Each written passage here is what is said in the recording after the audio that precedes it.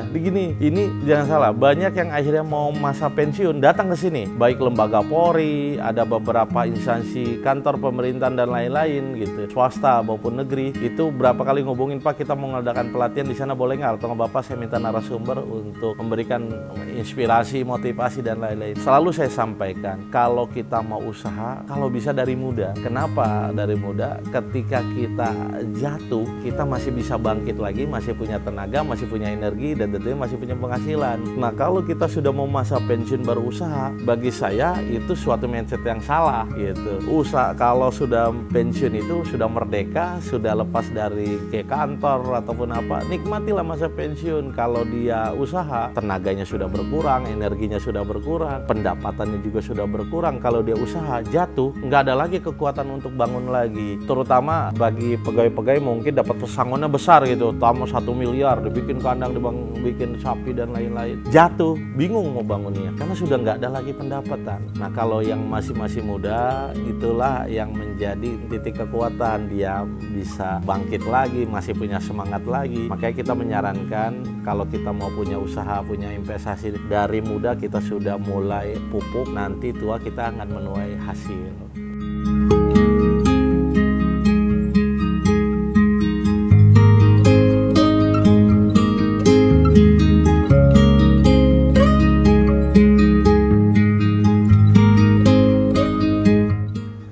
Assalamualaikum warahmatullahi wabarakatuh. Salam sehat semuanya, para konten dari Halo Bos. Semoga sehat selalu dan tentunya bisa beraktivitas dengan baik. Perkenalkan, nama saya Abdul Latif, biasa dipanggil Bang Latif, dari kandang sapi Betawi Muda yang beralamat di Jalan Palem 2, Petukangan Utara, Pesanggerahan, Jakarta Selatan. Nah, ini kandang kami kurang lebih kapasitas sekitar 350 ekor yang terdiri dari sapi, kerbau, lalu juga ada tambahan kambing gitu. Untuk usaha kami berdiri mungkin sudah sekitar hampir 9 tahun dan terusnya tetap terus berkembang, mengalami pasang surut dan juga tetap kita berinovasi tentunya dengan usaha yang kami lakukan. Sebenarnya sih tidak ada hal maksud apa-apa, kebetulan karena kenapa kok namanya kandang Betawi Muda, nggak kandang nama, kandang Bang Latif atau kandang apapun gitu, kandang barokah atau apa, tidak. Tetapi dalam hal ini saya ingin mencari hal lain, karena saya putra asli Betawi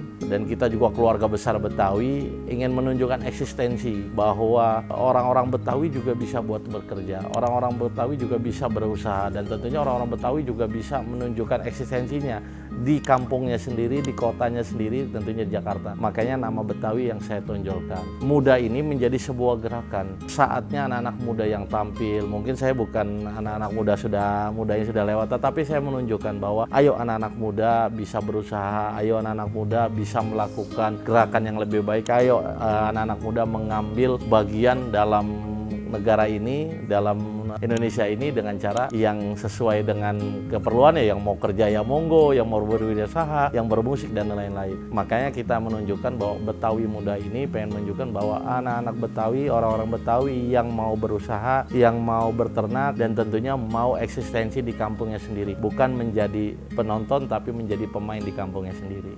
Sebenarnya ini semuanya ini nggak kepikiran akan ekspektasi seperti ini gitu. Kita orang dulu saya berusaha dengan keluarga, dengan abang saya pengen yaudah, karena dulu abang saya dagang di pinggir jalan, masih ada sisa, kita pikir wah ini masih ada sisa nih, yaudah kita ada tanah di sini, kita coba bikin kandang kambing, lalu lanjut berjalan dan lain-lain. Ternyata ada hal yang harus kita kembangkan. Oh, ternyata permintaan sapi banyak loh, jadi kita buat kandang kambing, kandang sapi. Lepas Idul Adha kita bangun lagi satu keuntungannya, lepas Idul Adha kita bangun, terus mengalami perkembangan yang ya alhamdulillah yang positif. Ya akhirnya ya jadi terbentuk kayak gini. Jadi semuanya karena akibat ketidaksengajaan dan tentunya karena ada kesempatan gitu. Itu yang kita coba. Jadi kita percaya karena kita di sini Muslim, Indonesia juga mayoritas Islam, akan ada hari Idul Adha, hari kurban dan lain-lain. Insya Allah kebutuhan kurban tetap harus akan ada. Dan tentunya Jakarta menjadi sentra untuk kurban khususnya di Indonesia. Jadi ya itulah awal mulanya. kita gini ya, di Jakarta mungkin kalau di daerah pinggir Jakarta ya, Bekasi, Depok, Bogor, banyak kandang sapi. Tetapi Jakarta ini menjadi tantangan tersendiri. Orang selalu bilang, emang bisa beternak di Jakarta? Makanan dari mana? Siapa yang mau ini? Emang lahannya ada? Itu semua menjadi motivasi saya. Saya menunjukkan bahwa Jakarta juga bisa beternak dan Jakarta juga bisa punya kandang sapi yang tentunya kita pengen nih kandang sapi tidak becek, tidak bau, lalu juga nyaman, sirkulasi baik, dan tentunya tidak mengganggu lingkungan. Itu yang ingin kita ciptakan, dan akhirnya alhamdulillah sekarang kita sudah bisa membuktikan itu, bahwa Jakarta itu ternyata bisa loh melihara sapi. Pakannya berlimpah loh di Jakarta, dan tentunya kandang yang saya buat ini ya alhamdulillah tidak bau, tidak becek, lalat juga sedikit, sirkulasi baik, dan tentunya coba kita bisa tidur mau apapun aman di sini ya. Jadi orang datang ke sini mau pakai gaun apapun, mau pakai kostum apapun aman, nggak becek, nggak bau. Lalu juga di sini juga nyaman lah ya. Orang mau milih apapun enak. Itu yang kita ingin tunjukkan. Nah, ini menjadi hal yang sangat menarik sebenarnya. Kalau di Lampung itu pasti akan melimpah onggok. Kalau di Jawa mungkin rumput dan lain-lain ada ini. Tetapi di Jakarta ini ada kekuatan tersendiri. Karena kenapa?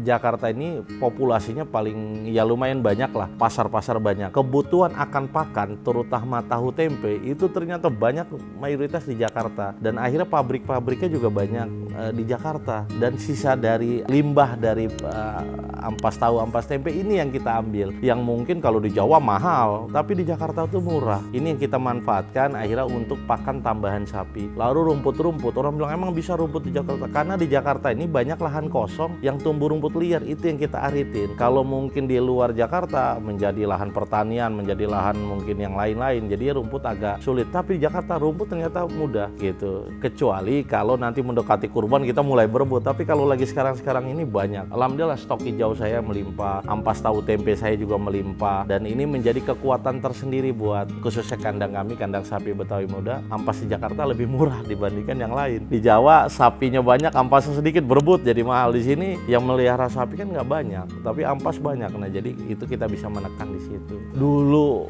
kita di sini kambing yang lumayan. Awalnya kita melihara kambing, beranak dulu. Kita coba yaudah kita bikin tempat wisata juga. Karena mungkin secara geografis jalan dan lainnya sulit, yaudah kita pelihara kambing, beternak. Lalu karena ada kebutuhan sapi kita pelihara 8 ekor sapi. Nah di tahun selanjutnya kita tambah jadi 20, di tahun selanjutnya jadi 100, jadi 150, dan akhirnya kemarin kita alhamdulillah tembus sampai di 350 ekor, dan itulah yang menjadi pencapaian tertinggi kita, dan mudah-mudahan ke depan kita bisa menjaga, mudah-mudahan juga bisa naik terus nih gitu. Nah ini menjadi hal yang menarik. Kalau mau usaha, orang selalu bertanya, Bang kita kalau usaha sapi gimana Bang, kalau kita usaha kambing? Usahakan apapun sapi itu dimulai dari hobi dulu, dari hati. Kalau lu nggak suka binatang jangan usaha terkait binatang. Kalau lu nggak suka tanaman jangan usaha terkait tanaman. Karena kenapa? Ini hewan hidup yang butuh makan, butuh minum, butuh tempat tinggal, nggak panas, nggak hujan, dan lain-lain, butuh dikasih sayang setiap hari. Ini adalah makhluk hidup. Tentunya kalau kita bukan tes kita, bukan hobi kita, itu berat. Jadi awalnya itu karena saya punya hobi besar. Keluarga saya semua keluarga pedagang, dan mayoritas adalah terkait hewan hidup. Ada yang ayam, ada yang bebek, ada ayam boiler, lalu ada yang sayuran juga. Itu adalah banyak terkait dengan hewan makhluk hidup. Karena punya hobi dan punya riwayat keluarga yang ini, ya kita coba dari mulai sapi dan kambing. Nah kenapa dulu kambing kok bergeser jadi sapi? Karena ya wajar lah, ekspektasi kita terkait dengan keuntungan sapi itu kan lebih besar dari kambing. Resiko kematian kambing itu lebih besar daripada sapi. Kambing itu malam sehat makan, toto pagi bisa saja meninggal atau mati. Tapi kalau sapi ada proses gitu, dan ya daya tahan tadilah yang menjadikan kita sekarang bisnisnya lebih dominan ke sapi dan kerbau.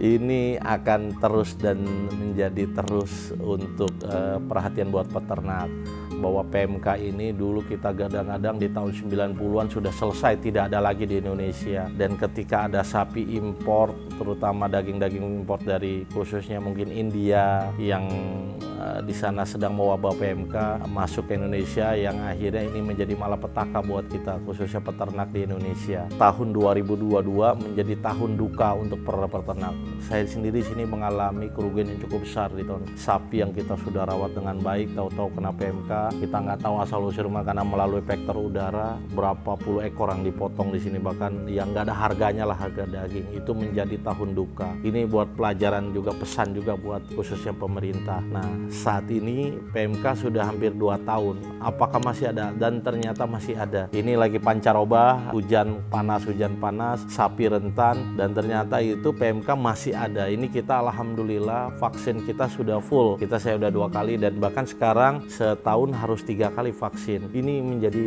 tantangan tersendiri buat kita. Kalau nggak gitu kita rugi besar. Jadi PMK masih ada, LSD masih ada, SE masih ada. Ini kita harus kebutuhan vaksin buat sapi ini semakin banyak dan harus semakin lengkap juga. Saat ini masih ada. Itu menjadi tantangan besar utama kita sih. Ada kekuatan yang kita miliki, yaitu kita punya tempat di Jakarta, di tengah-tengah kota Jakarta.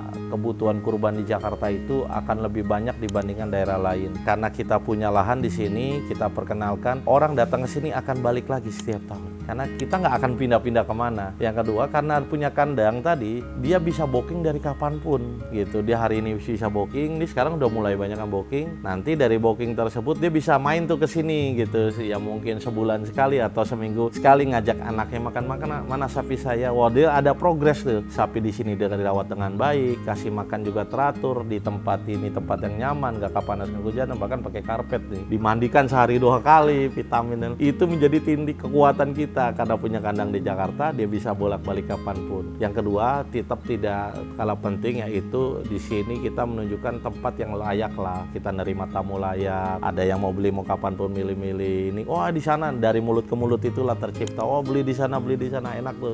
Dan terakhir kita tetap masih ada punya kekuatan online. Ini yang di TikTok, IG, YouTube dan lain. Dan seperti Halo Bos ini menjadi konten inspirasi nih buat kita. Halo Bos ini sudah banyak menyebarkan inspirasi buat lain usaha. Ini tentunya juga marketing buat saya secara pribadi gitu. Dan yang terakhir tetap masih konvensional. Kita pemasaran dari mulut ke mulut melalui majelis, melalui musola, masjid, panitia kurban. Nah, dari 4 strategi ini alhamdulillah semuanya berjalan. Itu kebutuhan semakin lama semakin meningkat. Ini ada hal yang sangat menarik. Ketika Covid 2021 mungkin hampir semuanya usaha down, semuanya nggak bisa dagang dan lain, karena nggak ada haji pada saat itu. Banyak uang dialihkan buat beli sapi. Saya di luar ekspektasi bahwa saya pada saat 2021 itu kekurangan sapi karena orang nggak ada yang pergi haji. Akhirnya uang yang ada dia alihkan buat beli kurban. Itu kita hampir semua pedagang kekurangan. Alhamdulillah di sini full habis, betul-betul habis. Ternyata orang Indonesia tuh royal buat untuk urusan agama gitu.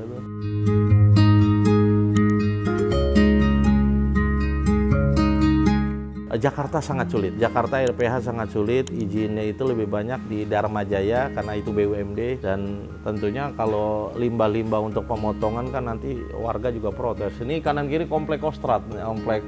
Jadi kalau di sini warga sudah tanda tangan, repot kita. Bahkan karena ini TNI AD bukan tanda tangan lagi, granat sama laras panjang gitu. Akhirnya kita berusaha di sini menjaga kebersihan kandangnya. Boleh lihat kelilingnya pasti hijauan, sirkulasi udara enak nih tinggi, jadi sapi juga nyaman, nggak berisik loh sapi, tenang semuanya. Di sini saya hanya melakukan fattening, pembesaran, dan yang kita lakukan di sini ada sapi, kerbau, dan sapi semua berbagai harga, mulai dari harga 18 juta, bahkan ada yang 17 juta sampai dengan yang ratusan juta. Kenapa kita ngambil pembesaran aja? Kalau kita ini buat sharing juga buat peserta, mungkin para penonton viewers dari Halo Bos. Kalau kita punya produksi, ini rantai produksi sapi itu kan banyak, ada yang buka pembibitan, pengembang biakan, penggemukan, susu perah, ada yang main RPH, main olahan, ada juga main pakan dan lainnya. Itu rantai produksinya banyak. Kita nih duit terbatas. Kita bukan corporate, kita bukan orang yang ini. Maka kita harus ngambil salah satu. Kalau saya ngambil perah sama penggemukan, akan ada satu yang kalah. Makanya kami fokuskan di sini karena ini jantan semua, kita penggemukan dan fokusnya untuk hari kurban, hari Idul Adha. Ya, intinya alhamdulillah kita cukuplah ketika setelah masa kurban ini. Dengan saya ini sapi juga bukannya berdiri sendiri. Alhamdulillah ketika sudah mendekati banyak teman-teman investor yang masuk, yang bantu kita untuk bermitra. Dengan tadi kekuatan pas strategi tadi kita selalu habis. Kita ada sharing juga tadi dengan mitra. Alhamdulillah dari ya nanti bisa dihitung lah 350 ekor kira-kira berapa. Kalau dibilang cukup kita buat makan keluarga, cukup kita buat sekolahin anak, cukup kita untuk berinvestasi. Ya bolehlah, cukuplah kita buat ke Bali kemanapun cukup gitu. Ya kalau nominal alhamdulillah, jadi kalau dari itu pasti udah, kalau omset pasti udah di atas omset ya. Kalau keuntungan alhamdulillah. Kunci sukses saya nggak jauh, nggak ini. Pertama jujur, jujur. Yang kedua udah ridho orang tua.